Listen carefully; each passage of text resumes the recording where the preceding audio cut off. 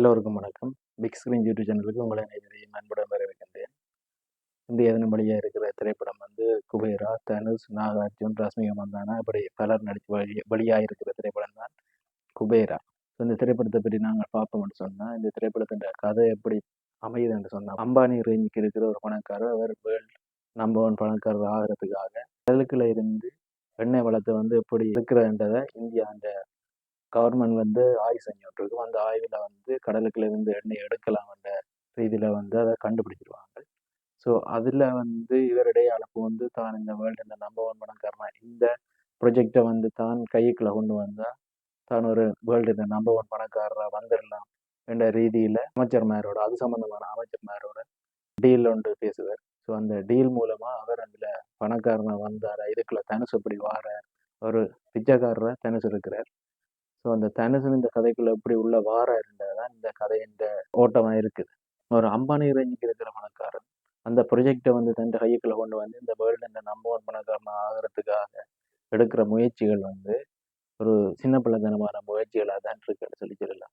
அது இருக்கிற அமைச்சர்மாருக்கு, இருக்கிற மீடியாஸுக்கு, எதிர்கட்சிக்கு எல்லாத்துக்கும் பணம் கொடுத்து இந்த ப்ரொஜெக்டை தன் கைக்குள்ள எப்படி எடுக்க போறாருன்றதான் ரீதியில தான் இந்த கதை இருக்கு.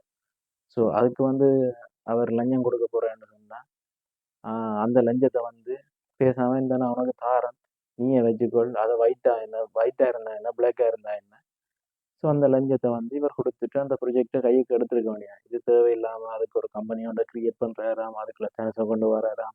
அப்படி ஒரு 4 பிச்சைக்காரங்களை கொண்டு அதுக்கு திருப்ப ஒரு கம்பெனி ஒன்று உருவாக்கி இந்த கம்பெனிக்கு அந்த கம்பெனிக்கு இடையில டீல் உருவாக்கி தன்னிட்ட இருக்கிற அந்த 1 லட்சம் கோடி பணத்தை ஒயிட்டா மாற்றி இருக்கிற எல்லா அரசியல்வாதிகளுக்கும், எதிர்கட்சிக்கும், மீடியாவுக்கும் கொடுத்து இந்த ப்ரொஜெக்டை தன் கைக்குள்ள கொண்டு வர்றதுக்கு இருக்குது.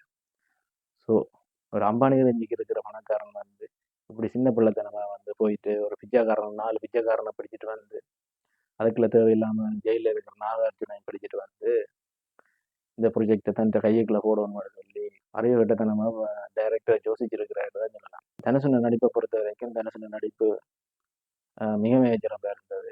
அதோட நாகார்ஜுன நடிப்பை பொறுத்த வரைக்கும் சில இடங்களில் நாகார்ஜுன நடிப்பின் வெளிப்பாடு காணாது என்ற ரீதியில் பார்க்கக்கூடிய நீங்கள் திரைப்படத்தை பார்த்தீங்கன்னு சொன்னால் உங்களுக்கு எவ்வளோ அப்படி இருக்குது அந்த வெளிப்பாடம்.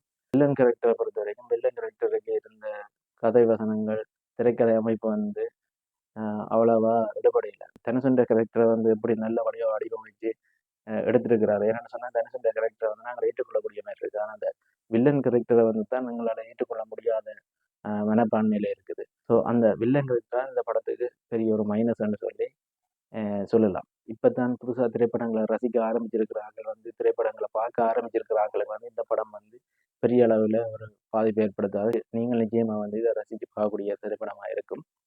இதே நிறைய படங்களை பார்த்து நிறைய படங்கள் அனுபவங்கள், நிறைய ஜோனரில் படங்களை பார்த்தவர்கள் நிறைய மொழி படங்களை பார்த்தவங்களுக்கு இந்த படம் நிறைய லாஜிக் மிஸ்டேக்கை கொண்டு உங்களுக்கு தரும். ஸோ அதால் இந்த படம் திரைப்பட ரசிகர்களை பொறுத்த வரைக்கும் நிச்சயமாக அவர்களுக்கு ஒரு விருந்து அமையாது. இருந்தாலும் ஒரு தடவை இந்த தியேட்டரில் போயிட்டு நீங்கள் பார்க்கக்கூடிய மாதிரியான படம் தான் இந்த படம். ஸோ தியேட்டரில் போயிட்டு இந்த படத்தை பார்த்துட்டு இந்த படம் எப்படி இருக்குன்னு சொல்லி உங்களுடைய கருத்துக்களை கமெண்ட்ஸில் சொல்லுங்கள். மேலும் திரைப்படங்களை பற்றிய விமர்சனங்களை நீங்கள் எதிர்பார்க்குறீங்கன்னு சொன்னால் தொடர்ந்து என்னுடைய சேனலை சப்ஸ்கிரைப் பண்ணி வச்சுக்கொள்ளுங்க. வருகின்ற ஒவ்வொரு திரைப்படங்கள் பற்றியான விமர்சனங்களை நான் உங்களுக்கு தந்து கொண்டிருப்பேன். நன்றி, வணக்கம்.